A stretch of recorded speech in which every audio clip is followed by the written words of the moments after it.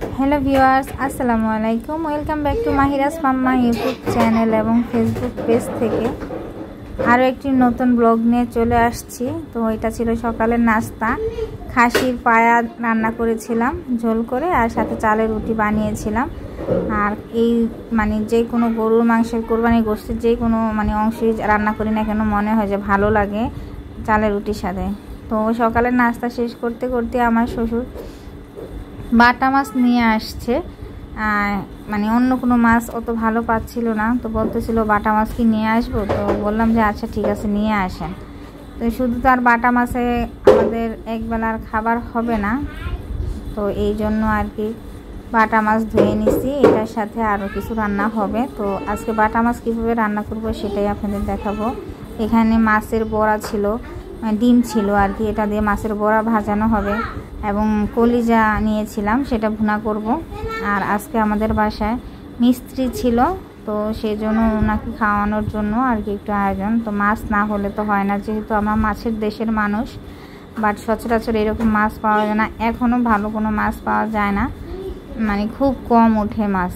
তো এই তো রান্নার জন্য চলে আসলাম চুলার কাছে। আমার যা চুলা ধরিয়ে দিয়েছে, আমি কেটে কুটে একদম গুছগাছ করে দিয়েছি। তো উনি মশলা কষায় নিছে। তো এখান থেকে আমরা অর্ধেকটা রান্না করব আর অর্ধেকটা রেখে দিব আর কি, কারণ এগুলা বাসি ভালো লাগে না।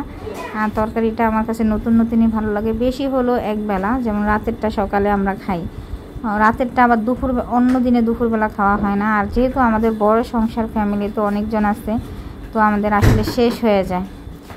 তো আমার মেয়েটা অসুস্থ ছিল, আপনাদের দোয়ায় অসংখ্য ধন্যবাদ যারা দোয়া করেছেন। তো ও এখন অনেকটা সুস্থ, অ্যান্টিবায়োটিক লাগছে ওকে নিয়ে এই 2 দিন আমি খুব ব্যস্ত ছিলাম, অন্য কোনো ভিডিও ক্লিপও নিতে পারি নাই। এখন আবার নতুন করে ভিডিও করে তারপরে আপলোড করব। এটা ছিল আগের 2 দিন আগের ভিডিও ছিল।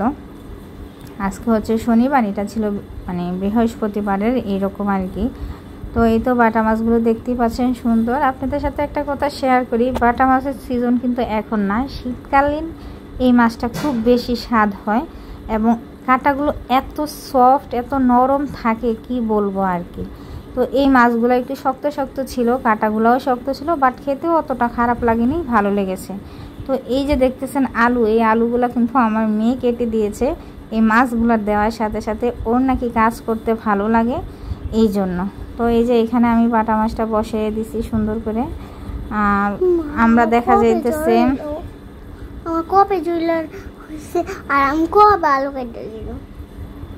সে বলতেছে কবে জ্বর আসছে। আসলে এটা ওনার জ্বর আসার আগেই সুস্থ থাকা অবস্থায় এই ভিডিওগুলো নেওয়া হয়েছে। ও তখন ভালো ছিল, ওর জ্বর আসছে মাত্র গতকালকে। তো আমি এখানে টমেটো দিব, আর আমরা কিন্তু এরকম করে ঢিপ করে রাখি টমেটো। কে কে রেখেছেন কমেন্টস করে জানাবেন। আসলে এটা খুব উপকারী হয়, একটু সিজন ছাড়া একটু টমেটো দিলে কিন্তু ভালোই লাগে। তরকারিটার কালারটাও বেশ সুন্দর আসে এবং খেতেও একটু ভালো লাগে। টমেটো তরকারি সবসময় পছন্দ করি আমরা। তো এই তো এখানে আমি প্রায় 4 পিসের মতো টমেটো দিয়ে দিয়েছি, যেহেতু আমার মাছের পরিমাণটা কম ছিল, পরিমাণ অনুসারে আর কি মাছ। তো এই তো মাছ কষানো হয়ে গেছে, প্রায় হয়ে যাওয়ার কাছাকাছি। আর দেখলাম যে মাছটা মোটামুটি ভালো শক্ত আছে। তো এইখানে যে দেখেন, শীতকালে যদি এই মাছ রান্না করতাম এতক্ষণে ভেঙে জুড়ে একদম গলে যেত। আর এই বাটা মাছটা কম পানি দিয়ে রান্না করা হতো, কিন্তু এখন এই সিজনের দেখে আমি বাটা মাছটাকে খুব ভালোভাবে কষিয়ে এইভাবে রান্না করেছি। তো আমার রান্না শেষ, এখন নামিয়ে নেব।